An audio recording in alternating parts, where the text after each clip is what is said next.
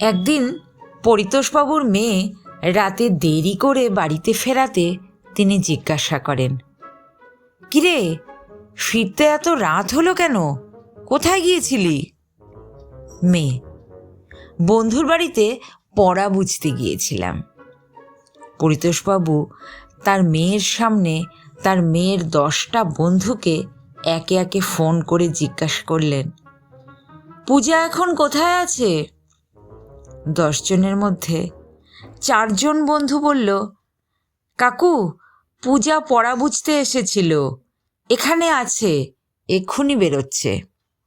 5 জন বন্ধু বলল, কাকু, পূজা এখানে এসেছিল, অনেকক্ষণ হলো বেরিয়েছে, এক্ষুনি পৌঁছে যাবে।